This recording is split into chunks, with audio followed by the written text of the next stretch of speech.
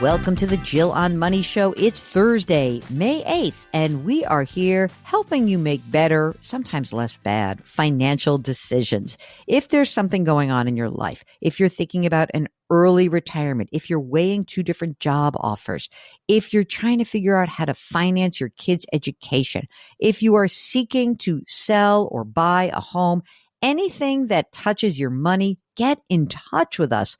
Go to jillonmoney.com, click the Contact Us button, and write us a note. And if you'd like to join us on the air live, all you need to do is check the box, and we will do everything else. When I say we, I mean Mark will. I don't do anything.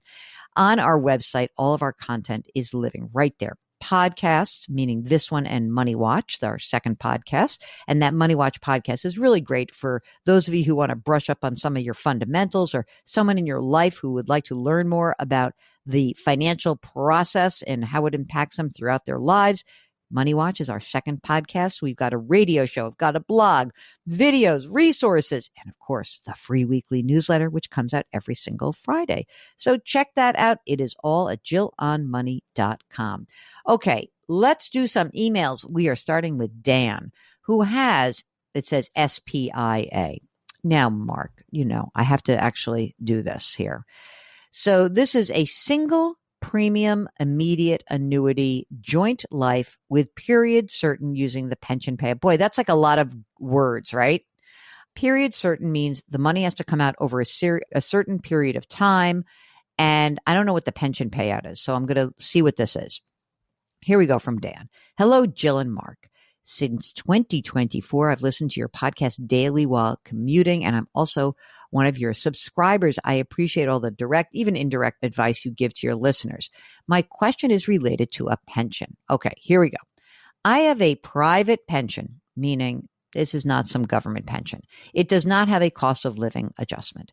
The fixed pension amount, $5,000 a month with a 100% spousal benefit. It starts in January 2027, or $1.1 million in a pension payout in August of 2026. The company offered a monthly pension plan, which is essentially a single premium immediate annuity for life, either with no cash refund or for a period certain. I always like period certain, gang, which means the money has to be paid out to you or whoever your beneficiary is over that period. Most of the people who retired took the pension payout and invest or bought some annuity with better options from another insurance company. I am leaning towards taking the payout and would buy a better policy with a 20-year period certain, or just invest the pension payout. I'd like your thoughts on better ideas. I will be 62 years old when I retire. My wife is 8 years younger than I am. We need $12,000 a month in income. I plan to take Social Security at 70, which would be $4,500 a month, and my wife will start at 62. That would be $2,000 a month. Okay, we have retirement assets of IRA 401k, about $2.2 million, and Roth of brokerage, which is about $800,000. I mean, you have a lot of money, and you have plenty of money to basically sustain you. I think the question is how you feel about having a fixed amount of money that comes to you over that 20-year period. And I tell you what I would do. I am not the kind of person who wants an annuity product. I would take the money, I would invest it, and I would make it much simpler. That said, if that is something that is really scary to you, the other opportunity would be to go talk to somebody who is a certified financial planner, someone who's a fiduciary, someone who can really walk you through what the choices are. Because my fear is that once you get into this annuity contract, this, it's not a ton of money, but it's enough. Thank you very much. $1.1 million. I don't know if I'd want it tied up in a product. I think I might want control over it. But if you wanted to get some help, you could certainly go to letsmakeaplan.org, or you can go to the National Association of Personal Financial Advisors, NAPFA.org, and someone could help you really understand the cost of doing it one way versus another. I, again, lean towards not having a annuity because I just think that's, you've lost the money once it goes in. But if you're really freaked out about this, I get it. Okay. Next is from Austin, who writes, Super duper appreciate your show, and I've learned a lot from it. Thanks so much for your work. Okay. I'm 30 years old. My wife is 32 years old. No kids. We live in Texas. We own a home worth $275,000.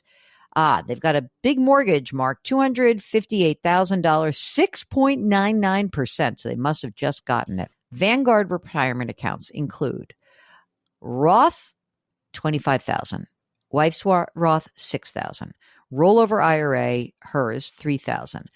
I have a pension through my work as a clergy person. I'm not even sure how it works or its eventual value. I assume the longer I work in my denomination, the better the payout it will become. I've got term life of $500,000. Question: does it make sense for us to hire a financial advisor? I'm going to say no right now, but here's the extra piece of it. We have a family friend who we trust who works at a big box retirement company. If we decide to sign on with him, a 1% fee. I'm not a huge fan of that. From your show, I think your general advice is to just invest in the market, S&P 500, total stock market ETFs. That's true, and maybe even a bond ETF also. Is that the best way to go? Is it ever worth paying somebody to get a better return? That's the first question. The answer is that is not worth it because those advisors will not get you a better return. Okay. But what they could do is give you customized financial advice. That's the only reason I would pay a fee if I were getting ongoing, real financial planning advice. But in your case, to be honest with you, you guys are so young. You're just starting out. Mark, would you just clarify this and tell Austin whether or not to hire the good friend who will soon become his bad friend? Yeah, I don't, not yet. I don't think they need it yet. I think they're probably, just based on what I'm reading, they're doing what they should be doing. They're investing in total stock market ETFs. They're young. They can take a lot of risk. I'm fine with that. Yep. Yeah, I don't see the need right now. Me neither. And by the way, one thing we will say, and Mark has done this himself, is you've got a 6.99% mortgage. Keep an eye on those interest rates. See if there is something you may want to do going forward. If rates change, maybe we can get you a refi, but that's the only thing that I would look at right now. So hopefully, if you want some more information about the pension, you find out from work. We'll happily hold your hand through that. Do what you're doing. I say no to the financial advisor. Okay, I like this. It's like the young show. Matthew is 39 years old. He's married. He's got a 6-year-old and a 3-year-old. And here's the question.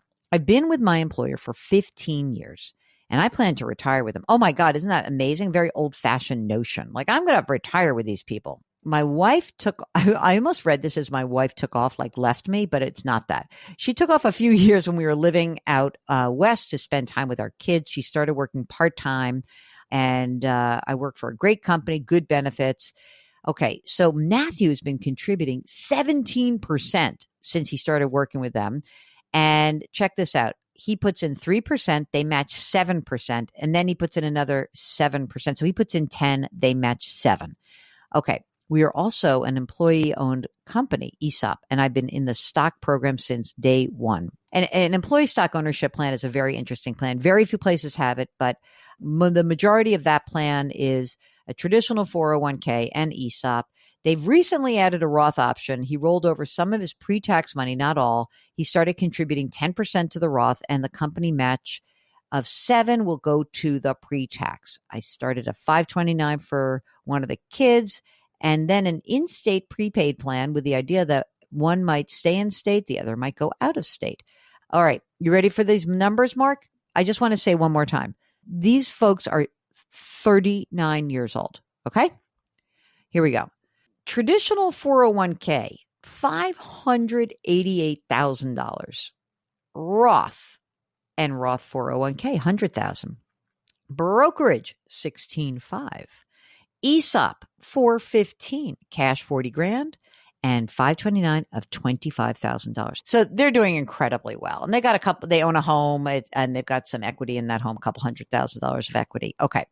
Here are the questions. Mark, I'm going to read the question. You're going to give the answer. Question. Should I combine my investments into a single provider instead of having them both at Fidelity for work and then Vanguard for personal? What do you think, Mark? No, that's fine. I mean, you really can't control who your employer uses. If you want to use Vanguard for your personal accounts, that's fine. I mean, one day you might roll all of your work stuff into your Vanguard anyway, so I have no problem with that. I don't either. Okay, next. Is 10% Roth contribution a good idea? Is it enough? Should I do more? What do you think for that, Matthews wants to know? If you can do more, do more. I think the goal should be to max it out. Absolutely. Not that I plan on retiring early, but could I be on track to retire at 59? I'm going to answer that. This completely depends. I would not even look at this right now. It's 20 years from now. Let's get I get it. You want to see if you can change careers? I think you're probably on track to be able to do that. But if you really want those opportunities, just keep doing what you're doing. All right. Now, Mark, what else should they be doing with the extra funds? He says, I recently started to contribute $150 per week to my cash savings, $50 a week to my brokerage. Is it necessary?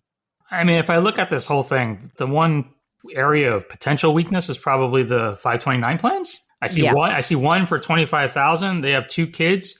So if there's extra cash flow, that's probably where I would focus. Well, wait a second. I'm going to free up a little more cash flow with this next question. Matthew has a mortgage, okay? And the interest rate is 4.3%. He says, we bought the home in 22. We like it. We don't love it. He has been paying an extra, wait for it, $1,500 a month. And he wants to pay this down in 5 years. Okay, he said the idea is to pay this down ASAP, then take $500,000 to $600,000, use a down payment for our forever home. Not saying I would use the full amount.